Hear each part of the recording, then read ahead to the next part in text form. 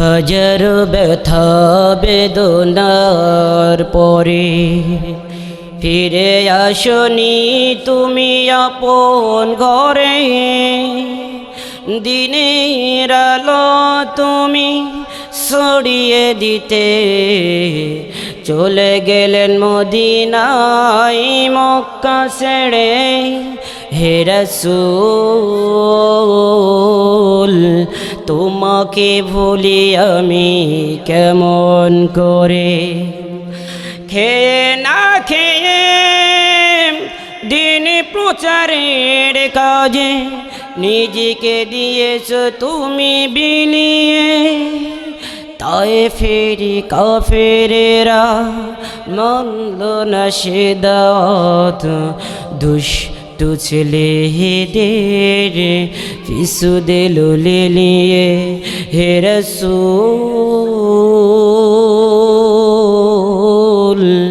তোমাকে ভুলি আমি কেমন করে। বলি মারহাবা। পবিত্র কালামুল্লাহ শরীফ থেকে একখানা আয়াতে কারিমা আপনাদের সম্মুখে আমি তেলাওয়াত করেছি। আল্লাহ তাআলার কাছে আমি রহমত চাই যেন আল্লাহ পাক ইহার উপরে 2টি 5টি 10টি কথা বলি আপনাদেরকে বোঝানোর মতো তৌফিক দান করে। চিল্লায় মেরে বলেন আমিন। আমার ভাইজানেরা, আমি সূরাতুল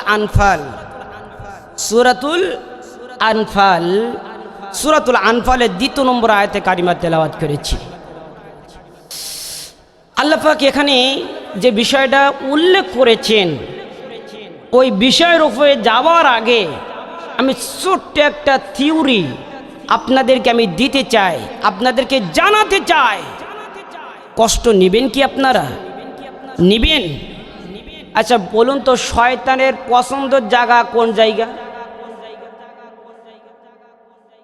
কোন জায়গা? 1 নম্বর হচ্ছে বাজার। 1 নম্বর কি? বাজার। আর 2 নম্বর জায়গা হলো কোন ইসলামী মজলিসের ভিতরে ফাঁকা জায়গা। কথা কন ভুল বললাম? এখন আমরা কি শয়তানের সাপোর্টে? কে কে আছেন 2 হাত তুলে দেখান যে আমরা শয়তানের সাপোর্টে। হ্যাঁ, না থাকলে ভাই কুলজোড়া হাতে না ধরে পায়ে ধরে বলি আব্বা জানেরা একটুকুন কি সামনে আসা যাবে না? যাবে না? আপনারা তো বসেই আছেন, তো কি একটু সামনে আসা যাবে না? ভাই আসেন না, আসেন, বসেই তো আছেন, সামনে এসে একটু শোনেন না, চলে আসুন। আল্লাহ পাক আপনার জীবনে বরকত দান করবে বলে আমিন। দেখুন, আমি প্রথমে কয়টা কথা বলবো। আগে স্টেজে আমি বক্তা হিসেবে বক্তৃতা দিচ্ছি, ঠিক কিনা?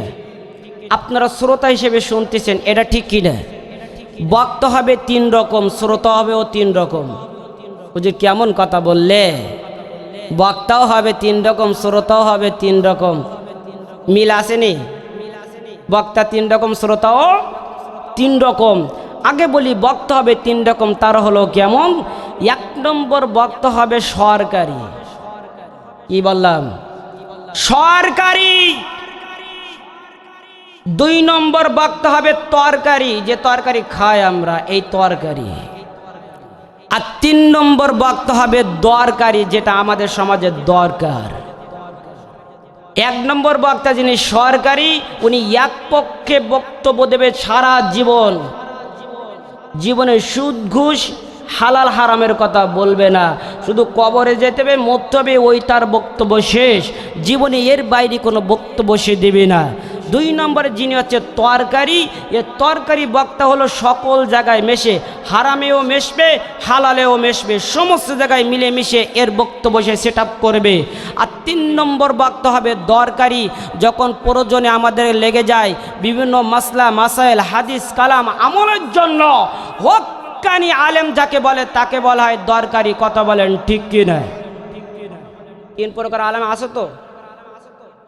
কেউ বা বক্তব্য দিয়ে সারশিকি দেয়ালে গিয়ে কারাবন্দী হয়ে জীবনের ফাঁসির কাষ্টে জ্বলে, আবার কেউ বা ওই দাওয়াত দিয়ে কুরমা পোলাও ঘরে বসে খায়। কথা বলেন ঠিক কিনা? তার সাথে মিল আসেনি? শ্রোতাও হবে 3 রকম। এক নম্বর শ্রোতা ওই দূরে রাস্তাঘাটে কোনায় মোনায় এখানে ওদিকে বসে বসে দেখবে কণ্ঠ আছে কেমন বক্তার, কথা কন না কেন? বক্তার কণ্ঠ যদি হয় ভালো, আস্তে আস্তে নুড়ি চুড়ি কোনায় বসবে, তখন যদি বলে ভালো তাহলে শুনবে। এই হচ্ছে একরকম শ্রোতা। দুই নম্বর শ্রোতা দেখবে বক্তার কথা ধরন কেমন, যদি হয় গরম তাহলে মঞ্চ করবে গরম, কথা বলেন ঠিক কিনা? আর তিন নম্বর শ্রোতা যে থাকবে ও হক কথা শোনার জন্য যা বলবে তাই সঠিক নিয়াত নিয়ে এই মঞ্চে বসবে, কথা বলেন ঠিক কিনা? আমার ভাই জান, আব্বা জানেরা, বিশ্ব নবী, মায়ের নবী, দয়ার নবী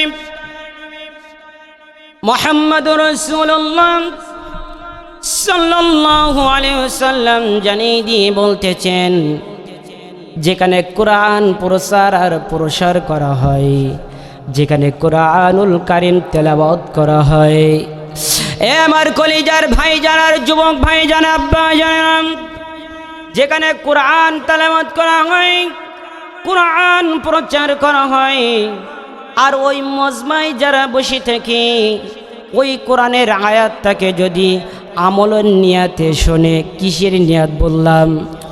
আমলের নিয়াতে যদি কোরআনের একটি আয়াতের তাফসির যদি কোনো বান্দা শোনে, আমার আল্লাহ তার আমল নামায় 500 রাকাত নফল নামাজ পড়া সওয়াব দান করে দেয়, বলি সুবহানাল্লাহ। দ্বিতীয় নম্বরে যেটা আমি বলতে চাচ্ছিলাম, আপনাদের এই জায়গায় এই দিকে ওই যে আছে মুরগি আছে না, মুরগি চিনেন? আপনার অঞ্চলে কি বলে? মুরগিই বলে তো নাকি? হাঁস আছে, আছে না নাই? আচ্ছা, হাঁস আর মুরগি ওম দেয় না? তা দেয়, ওম দেয়, এক এক জায়গায় এক এক রকম ভাষায় তাদের পরিচিতি আছে আর কি। তো যদি একটা হাঁসকে যদি ওম দিতে দেওয়া হয় তাহলে তার বুকের তলায় দিতে হয় ডিম, ঠিক না? এখন শুধু কি হাঁসের ডিম দেবে না মুরগির ডিমও দেয়? মুরগির ডিমও দেয় না? হাঁসের ডিম 5টা, মুরগির ডিম 5টা, এইভাবে সমন্বয় করে দেয়। এখন বলুন তো, হাঁস ওম দিচ্ছে, হাঁসের পেটের তলা হাঁসের ডিম দেওয়া হলো, সাথে জুড়িয়ে আরো 5টা মুরগির ডিম দেওয়া হলো, তাহলে কি মুরগির ডিম হাঁসের ডিমের সংস্পর্শে গিয়ে কি মুরগির ডিম থেকে কি হাঁসের বাচ্চা ফুটবে? জোরে বলেন, ফুটবে? আমি যেটা বোঝাতে চাচ্ছি বোঝেননি? গৌমাছি কখনো মৌমাছির সাথে মিশবে না, মৌমাছি কখনো গৌমাছির সাথে মিশবে না। মৌমাছি যেমন কোনোদিন গুথে গিয়ে বসবে না, গৌমাছি কখনো মৌচাকে এসে বসবে না, কথা বলেন ঠিক কিনা? ও মুসলিম জনতা, আমি আপনাদেরকে এটাই বুঝাতে চাই, এখানে কোরআনের মাহফিল জান্নাতের বাগান বয়েছে, তাতে কি হয়েছে? আমরা মৌমাছি মৌচাকে বসে আছি, এমনও কিছু আছে যারা গৌমাছির মতো বাজার ঘাটে ঘোরে, কতক্ষণ ঠিক কিনা? ওদের এখানে আসার মতো সুযোগ হবে না, কারণ ওদের সৌভাগ্য এটা নাই, কপাল পড়ছে রে, এদের কপাল পড়ছে। আমার কলিজার আব্বা জানের ভাই জানেন, যে আয়াতে কারিমা আমি আপনাদের সম্মুখে তেলাওয়াত করেছি, উক্ত আয়াতের আলোচনার দিকে আগাতে হবে, কিন্তু কিছু কথা না বললেই নয়, তাই একটুখানি আপনাদেরকে জানিয়ে দিয়ে দিলাম, কষ্ট নিয়ে নিত, কষ্ট নেওয়া যাবে না। আমার ভাই জান, আব্বা জান, কলিজার বন্ধু, আল্লাহ পাক সুবহানাহু ওয়া তাআলা ডাক দিয়ে বলেন, ইন্নামাল মুমিনুনা আল্লাযীনা ইযা যুকিরাল্লাহু ওয়াজিলাত জুলুদুহুম। আল্লাহু আকবার বলেন। আল্লাহ পাক ডাক দিয়ে বলেন, দুনিয়ার মানুষেরা রে, পরিচিত ঈমানদার তো তারাই পরিচিত মুমিনের মুক্তা কিন্তু তারাই যাদের সামনে কোরআন তেলাওয়াত করলে আরো ঈমান বেড়ে যায়। আল্লাহু আকবার বলেন। পরিচিত ঈমানদার তো তারাই তাদের সামনে যদি কোরআন তেলাওয়াত করা হয় তাদের ঈমান আরো বৃদ্ধি পেয়ে যায়, বলি সুবহানাল্লাহ।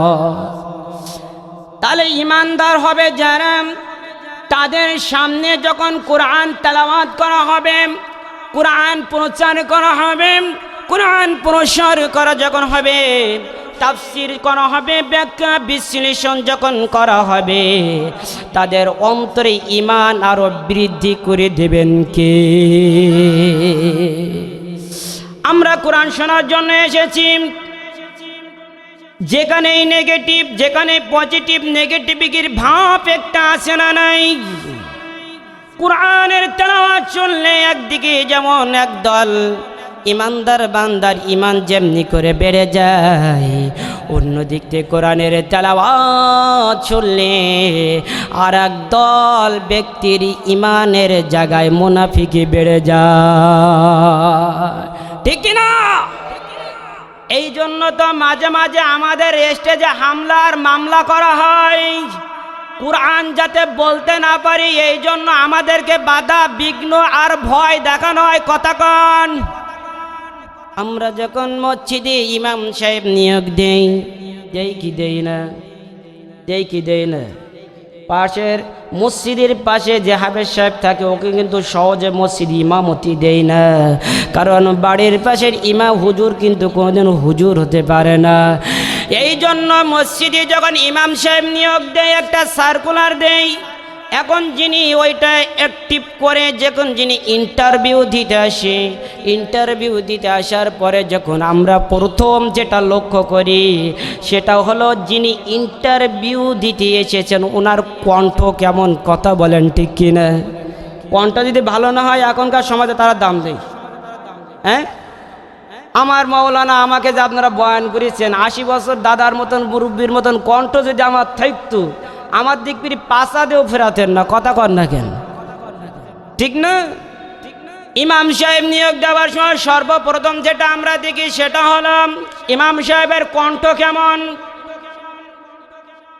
2 নম্বরে যেটা দেখি ইমাম সাহেবের কোরআন তেলাওয়াত করার ধরনটা কেমন।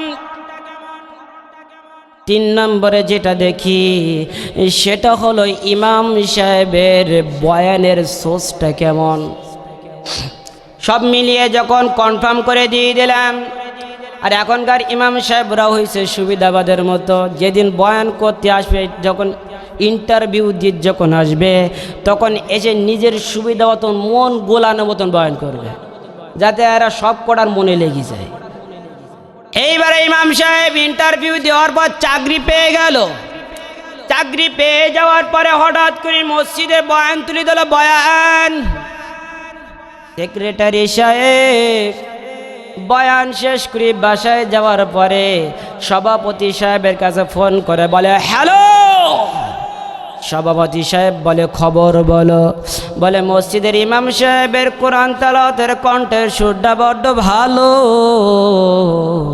কিন্তু তার ব্যাখ্যা কিন্তু ভালো না। ইমাম সাহেবে কোরআন দিয়ে নামাজ পড়াই ভালো লাগে, কোরআন দিয়ে জানাজা পড়াই ভালো লাগে, কোরআন দিয়ে মুনাজাত করাই ভালো লাগে, কোরআন দিয়ে বিবাহ পড়াই ভালো লাগে, কোরআন দিয়ে সব কিছু করাবে, সব ভালো লাগবে। কোরআনের অর্থ বললে ভালো লাগবে না। এরা হলো মুনাফিকের বাচ্চা।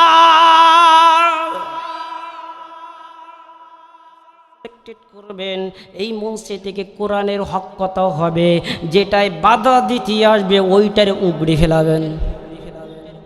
কথা কন না কে রে আমার ভাইজান, আব্বাজান, কলিজার বন্ধুরা, অল্পক্ষণ আলোচনা করার টাইম আমার আছে, যতটুকু পারি আপনাদেরকে দেওয়ার চেষ্টা করবে। আসুন এক এক করে আমরা সামনের দিকে আলোচনা বাড়াই।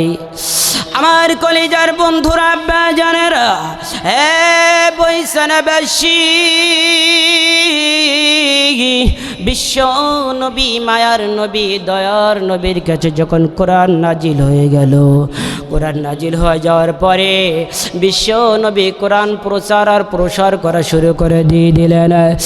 মক্কার অলিতে আর গলিতে বিশ্ব নবী যখন কোরআন প্রচার আর প্রসার করা শুরু করে দিয়ে দিলেন, রসুলের কোরআনের দাওয়াত পাইয়া যখন মক্কার লোকেরা যখন কালেমা পড়া শুরু করে দিয়ে দিল, ইসলাম প্রিয় হওয়া শুরু করে দিয়ে দিল, ইসলামের ছায়া তলে আসা যখন শুরু করে দিয়ে দিল, কোরআনের তেলাওয়াত শুনে কোরআনের শান শুনে মান শুনে যখন মক্কার মানুষদের ঈমান যখন বৃদ্ধি পেতে লাগলো, মুহাম্মাদের দল ভারী হওয়া যখন শুরু করে দিয়ে দিল, ঈমান যখন বৃদ্ধি পেতে লাগলো, আবু জেহেল, আবু লাহাব, আবু সুফিয়ান, উতবা আর সাইবার মুনাফিকি তখন বেড়ে গেল। চিন্তা ভাবনা করলেন মুহাম্মদ এমন কি আলাপ আলোচনা করেন, এমন কি বা বক্তব্য তিনি দেয়, এমন কি বা কথা তিনি শোনায়, তার কথা আমাদেরকে শুনতে হবে, বুঝতে হবে কোন বিষয় তিনি মানুষদেরকে জানাতে চাচ্ছেন, বোঝাতে চাচ্ছেন।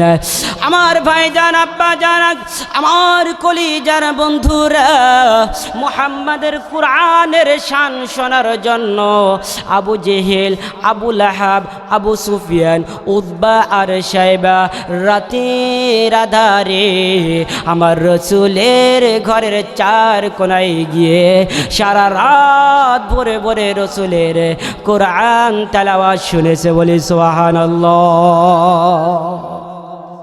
সারা রাত ভরে ভরে রসুলের কোরআন তেলাওয়াত শুনলো আবু জেহেল, আবু লাহাব, আবু সুফিয়ান, উতবা আর সাইবা সারা রাত ধরে কোরআন তেলাওয়াত শুনে ঈমান বাড়েনি, মুনাফিকি বেড়েছে।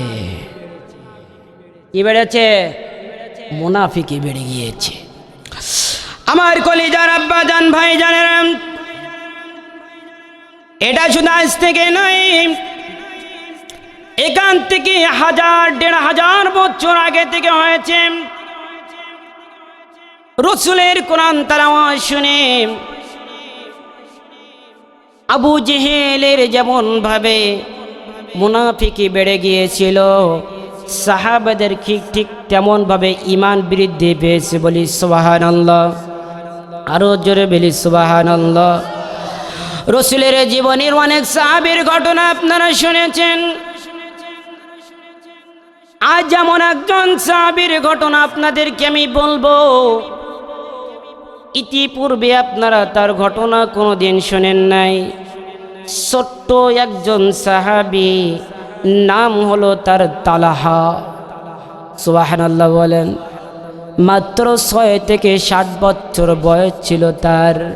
এই 6 থেকে 7 বছর বয়সে তালহা ইবনে বারা রাদিয়াল্লাহু তাআলা আনহু আমার রসুলের কোরআনের তেলাওয়াত শুনে, রসুলের আদর্শ শুনে ঈমান বৃদ্ধি পেয়ে আমার রসুলের সাহাবীতে পরিণত হয়েছে, বলি সুবহানাল্লাহ। আমার কলিজার ভাই জান, আব্বা জানেরা, বলতেছিলাম তালহা রাদিয়াল্লাহু তাআলা আনহুর কথা। আমার ভাই জানেরা, বিশ্ব নবী, মায়ের নবী, দয়ার নবী মুহাম্মদুর রাসূলুল্লাহ সাল্লাল্লাহু আলাইহি সাল্লাম মক্কা থেকে মদিনায় হিজরত করার পরে আমার ভাই জান, আব্বা জানেরা, মদিনায় যাওয়ার পরে আল্লাহ রসুলের নসিহত শোনার জন্য মদিনার বিভিন্ন প্রান্ত থেকে যখন সাহাবীরা এসে রসুলের সামনে হাজির হয়ে যেত, 70 দিক থেকে যখন সাহাবীরা এসে রসুলের সামনে যখন হাজির হয়ে যায়, যাওয়ার পরে আল্লাহ রসুল কোরআন তেলাওয়াত করে করে সমস্ত সাহাবীদেরকে নসিহত করে দিয়ে দেয়। যত কোরআন তেলাওয়াত করে সাহাবীদের ঈমান আমার আল্লাহ আরো বৃদ্ধি করে দেয়, বলি সুবহানাল্লাহ। এমন একটি সময় টিস্যু ব্যবস্থা করতে হবে। এমন একটি সময় আল্লাহ রসুলের একজন সাহাবী ছিল, নাম তার বারা রাদিয়াল্লাহু তাআলা আনহু। রসুলের বাসা থেকে বহু দূরে হলো তার বাসা। তার ছোট্ট একটি সন্তান ছিল, নাম তার ছিল তালহা। এই তালহা একদিন তার আব্বুর কাছে আবদার করে বলল, আব্বু গো,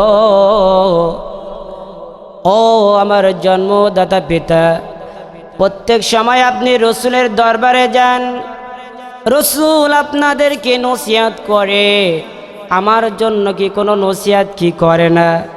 আমার তো বাসায় এসে কিছু কও না, বলো না। ও আব্বা জান, আজ আমি রসুলের দরবারে যেতে চাই, রসুল আপনাদের কি নসিহত করে এইটা আমার একটু শুনতে মনে চাই। বারা বুঝাইতে পারে না, তালহা তা শুনে না।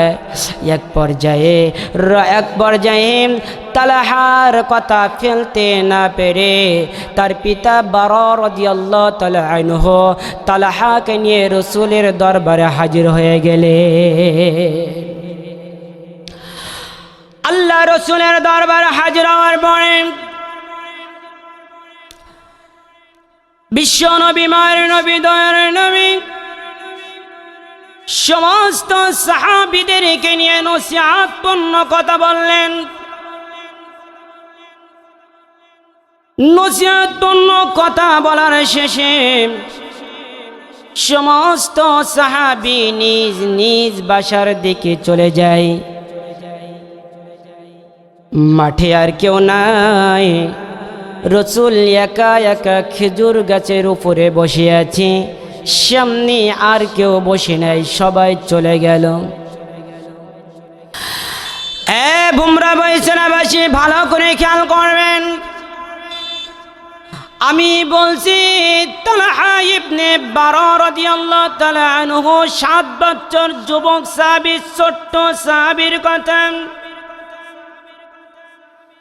এই তালহা আল্লাহ রসুলের সামনে একা একা বসে আছেন, আর কেউ বসে নাই, সকলে নিজ নিজ বাসার দিকে চলে গেল। তালহার বাবা বারা ডাক দেয়, বলে তালহা রে, সকল সাহাবীরা চলে গেল রে তালহা, তুমি কেন এখনো বসে আছো রে তালহা? তুমি কি বাসায় যাবে না? বাসায় যাওয়ার জন্য কি তোমার মনটা কি চায় না? চলো না, চলো যাই, এখান থেকে আমাদের বাসা কিন্তু অনেক দূরে রে তালহা, এখানে বসে থাকা যাবে না, যত বেশি বসে থাকবো দেরি হয়ে যাবে, সন্ধ্যা ঘনিয়ে আসবে, পথিমধ্যে যাওয়ার সময় হিংস্র প্রাণী আমাদের ওপরে আক্রমণ করবে, চলো চলো আমরা বাসার দিকে চলে যাই। রাসূল লক্ষ্য করলেন তালহা এবং বারা বাপ বেটা দুইজন কথোপকথন করতেছেন। বারা তার সন্তান তালহাকে হাত ধরে ধরে টানে আর বলে, বাড়ি চলম। আর তালহা জেদ করে চুপটি মেরে বসে আছে, না না, সেখান থেকে যাবে না। তালহার দৃষ্টি এক পলক এদিক ওদিক করে না, একটানা সামনের দিকে তাকিয়ে আছে। বিশ্বনবী ডাক দিয়ে বলে, তালহা রে, কেন গো তুমি বসে আছো রে তালহা? বাসার দিকে কেন যাও না? সবাই তো চলে গেল, তুমিও বাসার দিকে চলে যাও। তালহা ডাক দিয়ে বললে, ইয়া রাসূলুল্লাহ, ইয়া হাবিবাল্লাহ, কেমনে যাব বাসায়? বাসায় যাইতে তো আমার মনে চায় না, আমার মনটা চায় এখানে বসে বসে এক দৃষ্টিতে আমার রসুলের নুরানি চেহারাখানা দেখি। বলি সুবহানাল্লাহ। আল্লাহ রসুল ডাক দিয়ে বলে, এ তালহা, আমার চেহারার দিকে তুমি তাকিয়ে আছো কেন? তালহা ডাক দিয়ে বলেন, ইয়া রাসূলুল্লাহ, ইয়া হাবিবাল্লাহ, নবী গো আমার, আপনার এত সুন্দর চেহারা, এত মায়া মাখা চাঁদনি মাখা চেহারাখানার দিকে আমি একটু ভাবতেছি।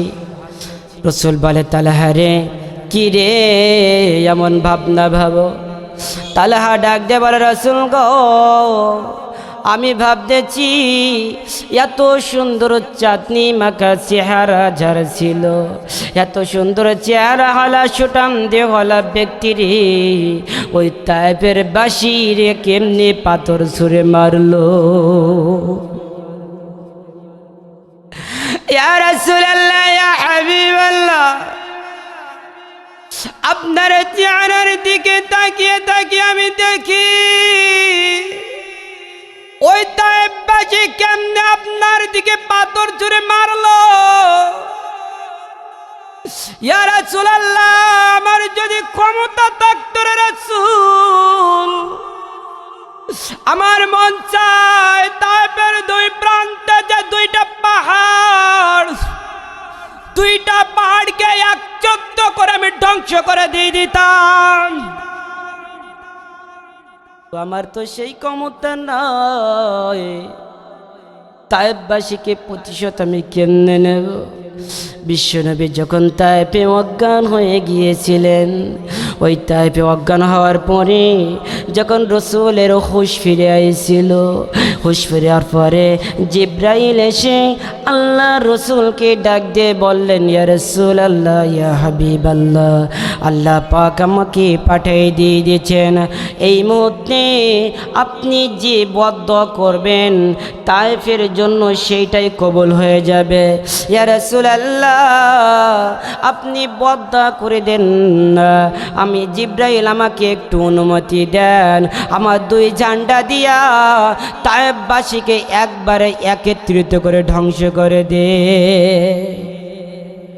আল্লাহ রাসূল ডাক দিয়ে বললেন, জিব্রাইল না না না রে না, আজ যদি তায়েফবাসীর ভুলের কারণে তুমি যদি তাদেরকে ধ্বংস করে দাও, কাল সূর্য পোহালে আমি কালিমার দাওয়াত কাদের কাছে নিয়ে যাব। কি মায়া, কি ভালোবাসা, কি মুহাব্বত রসুল আমাদের জন্য রেখে গিয়েছে, যে তায়েফবাসী মেরে রক্তাক্ত করে অজ্ঞান করে দিয়েছেন, তবুও বলতেছেন এদের প্রতি কোনো রকম প্রতিশোধ নেওয়া যাবে। সেই রসুলের ভালোবাসা আমাদের অন্তরে আছে না নাই? আরো জোরে বলুন, আছে না নাই? রসুলের ভালোবাসা দেওয়ার দরকার আছে না নাই? দেখেন না, তালহার কথা বলতেছিলেন। তালহা রসুলকে ডাক দিয়ে বলেন, ইয়া রাসূলুল্লাহ, ইয়া হাবিবাল্লাহ, আপনাকে তায়েফবাসী কেমনে করে মারলো আমি শুধু তাই আপনার চেহারার দিকে দেখে দেখে একটু ভাবতেছিলাম। আল্লাহ রাসূল ডাক দিয়ে বলেন, তালহা আয় আয় আয় আমার কাছে আয় রে তালহা। আল্লাহ রসুলের কাছে তালহা গিয়ে পৌঁছাইলেন। তালহার মাথায় হাত বুলিয়ে দিয়ে বলতেছেন, তালহা রে, আমি রসুল কথা দিয়ে দিলাম, এমনি করে যত আমার উম্মত আমাকে ভালোবাসায় দিয়ে দেবে, কাল কিয়ামতের ময়দানে আমি তোর সাথে তাদেরকে জান্নাতে নিয়ে যাব। তালহার বাবাকে ডাক দিলেন, বারাম এদিকে আসাম।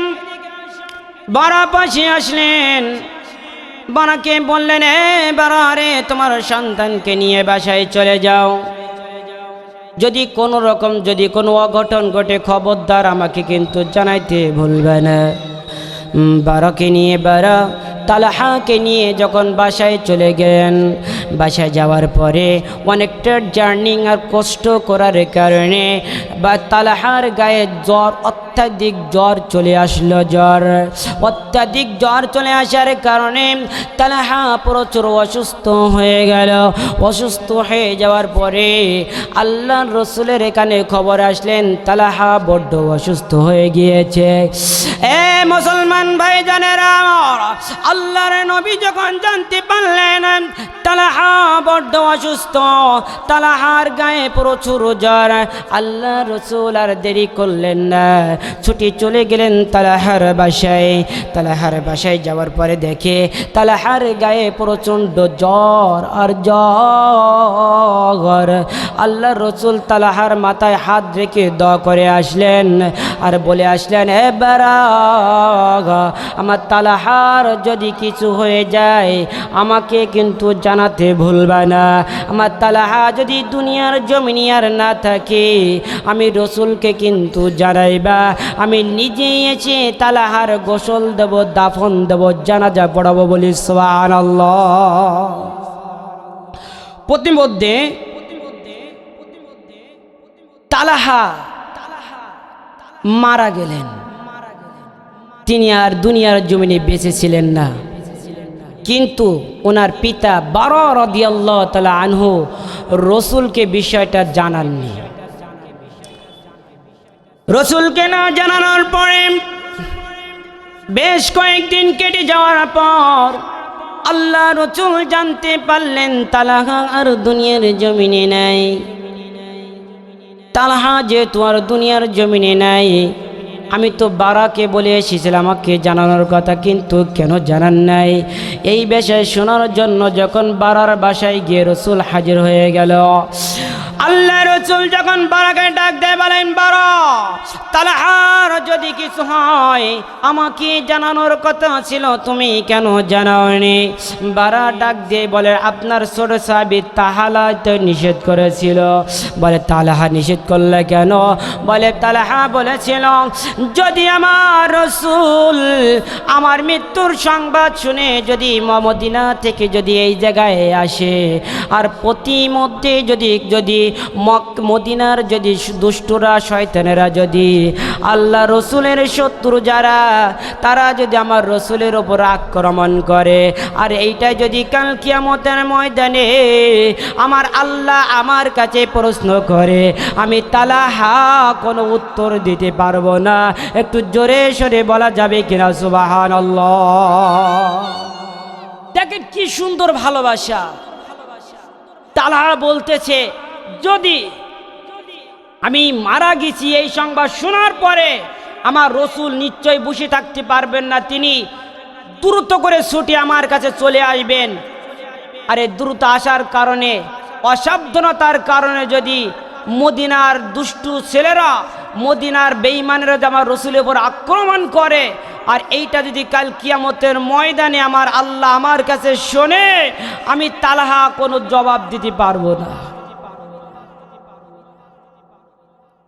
আর আমার দেশে কি হয়, রসুলের ভালোবাসা উল্টে পড়ে। কথা কন না কেন? আমার দেশে রসুলকে নিয়ে মন্তব্য হয় কি হয় না? কত রকম মন্তব্য হয়, কত রকম গালিগালাজ হয়, আর আমরা আশেকে রাসূল হয়ে বসে আছি। কথা কন না কেন?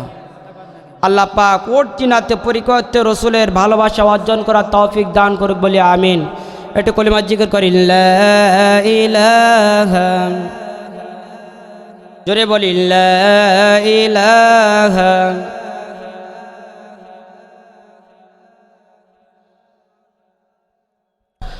হাসবি রব্বি জাল্লাল্লাহ মা ফি কলবি গায়রুল্লাহ নূর মুহাম্মদ সাল্লি আলা লা ইলাহা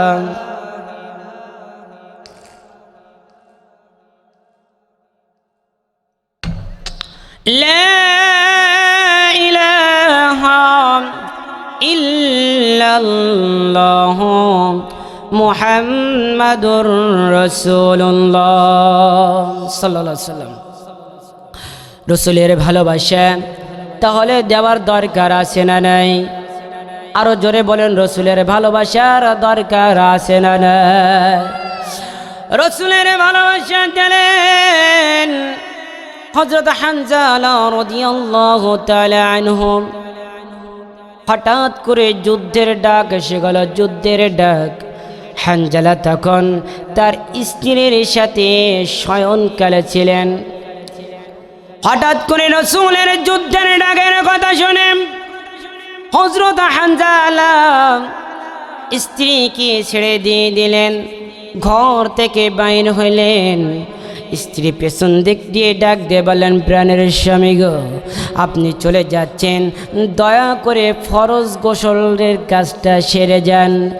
হানজালা ডাক দিয়ে বললেন, প্রাণের স্ত্রী রে, এখন যদি আমি ফরজ গোসল করার জন্য যদি সময় পার করি, আর এর মধ্যে যদি শয়তান কাফের বেঈমানেরা এসে আমার রসুলকে যদি গ্রাস করে নেয়, কাল কিয়ামতের ময়দানে আমি আল্লাহর দরবারে জবাব দিতে পারবো না। আমার ভাইজান হানজালা বাসা থেকে বাইর হয়ে গেল, যুদ্ধের ময়দানে গিয়া শরীক হয়ে গেল। যুদ্ধের ময়দানে যুদ্ধ করতে করতে করতে এক পর্যায়ে হানজালা শহীদ হয়ে গেল। হানজালা শহীদ হয়ে যাওয়ার পরে কিছুক্ষণ পরে যুদ্ধ শেষ হয়ে গেল। আল্লাহ রাসূল তখন যুদ্ধের ময়দানে শহীদি ব্যক্তিগুলো সেটা করতেছেন, ঠিক করতেছেন, এক জায়গায় করতেছেন। হঠাৎ করে হানজালার স্ত্রী এসে ডাক দিয়ে বললেন, ইয়া রাসূলুল্লাহ, ইয়া হাবিবাল্লাহ, আমার স্বামী কই? বলে, তোমার স্বামীর নাম কি? আমার স্বামীর নাম হলো হানজালা। হানজালা কই? খোঁজো খোঁজো, হানজালাকে খুঁজে পাওয়া যায় না। ও যুবতী মেয়ে, তুমি হানজালাকে কেন খোঁজ করো? তোমার স্বামীকে কেন খোঁজ করার প্রয়োজন হলো? তার স্ত্রী বলে, আমার স্বামী যখন আপনি জিহাদের জন্য, যুদ্ধের জন্য যখন ডাক দিয়েছেন, আমার স্বামী আমার সাথে শয়নকালে ছিল। যুদ্ধের ডাক শোনার সাথে সাথে ঘর থেকে বাইর হয়ে চলে আসলো, কিন্তু তিনি ফরজ গোসল করার সময়টুকু তিনি নেন নাই। অর্থাৎ আমার স্বামী যদি মারা গিয়ে থাকে তিনি কিন্তু নাপাক আছেন, কিন্তু যারা জিহাদের ময়দানে শহীদ হয়ে যায়, যারা বিনা গোসলে দাফন করতে হয়, কিন্তু আমার স্বামী তো নাপাক, তাকে তো গোসলবিহীন দাফন করা যাবে না। আল্লাহ রাসূল ডাক দিয়ে বললেন, এ সাহাবীরা, দেখো না হানজালা কোথায়? হানজালাকে খুঁজে বাইর করো, হানজালাকে খুঁজে বাইর করা যায় না।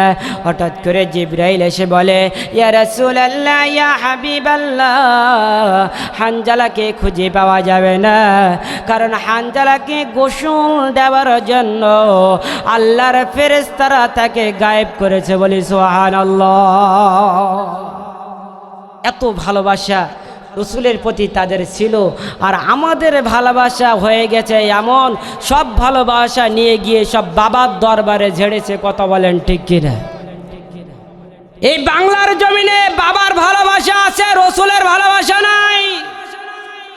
আজ যদি রসুলের ভালোবাসা থাকতো তাহলে রসুলকে নিয়ে কুটুক্তুরি করার সুযোগ হতো না। আজ যদি রসুলের ভালোবাসা থাকতো রসুলকে ব্যঙ্গচিত্র তৈরি করা যেত না। আজ যদি রসুলের ভালোবাসা থাকতো রসুলের উত্তরসূরি আলেম উলামা যারা, তাদেরকে 4 শিকির দেয়ালে বন্দী করা যেত না। আমার ভাই জানেরা, আসুন রসুলের ভালোবাসায় অটল হই। আমাদের রসুলের ভালোবাসায় যদি ভালোবাসতে পারি, আমাদেরকে ভালোবাসবেন কে? আমাদেরকে ভালোবাসবেন? আল্লাহর ভালোবাসার দরকার আছে না নাই? রসুলের ভালোবাসার দরকার আছে না নাই? আমরা আল্লাহ এবং আল্লাহ রসুলকে ভালোবাসবো, তাহলে পরকালে আমাদের মুক্তি আছে না নাই? আসুন রসুলের ভালোবাসা বাসতে হবে। কোনো বাবাকে আমরা ভালোবাসবো না। বর্তমানে বাংলাদেশে বাবা আছে প্রায় 2000, 1 লক্ষ, 1 লক্ষর ঊর্ধ্বে বাবা আছে। এই বাবাদের ভক্ত আছে না নাই? আছে না নাই বলুন? এখানকে যারা বাবারে ভক্তি করে এরা কি রসুলের ভালোবাসে? হ্যাঁ, রসুলের ভালোবাসা পাইতে হলে আল্লাহ পাক বলেছেন, কুল ইন কুনতুম তুহিব্বুনাল্লাহ ফাত্তাবিউনি ইহবিবিকুমুল্লাহ। একমাত্র আল্লাহকে যদি পেতে চাও, আল্লাহকে ভালোবাসতে চাও, তাহলে ভালোবাসতে হবে রসুলকে, পেতে হবে রসুলকে। কথা বলেন ঠিক কিনা? আর এখনকার সব কিছু ভালোবাসে বাবাকে, যা কিছু হয় সব বাবারে। সেই জন্য একটা গান হয়েছে তেমন, বলবো কি বলবো?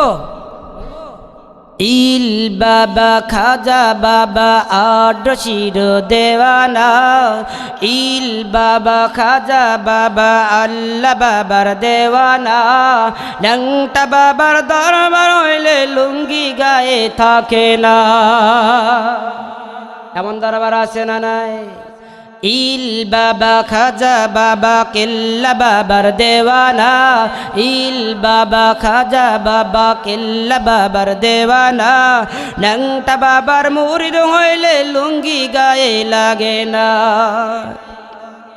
বাবারি কাঞ্জাই গাজারি টাঞ্জাই করে যে মাতলামি, বাবারি কাঞ্জাই গাজারি টাঞ্জাই করে যে মাতলামি, বাবাকে শিবা যে করিতে লাগে যে অনেক শত নারী। ঠিক কিনা বলেন? এমন বাবার দরবার আছে না নাই? বাবাকে ভালোবাসা বাদ দেব, রসুলকে ভালোবাসবো। রসুলের ভালোবাসা যদি আমাদের অন্তরে থাকে, কাল কিয়ামতের ময়দানে নাজাতের মুক্তি আছে না নাই? রসুলের ভালোবাসতে রাজি আছেন তো ইনশাআল্লাহ?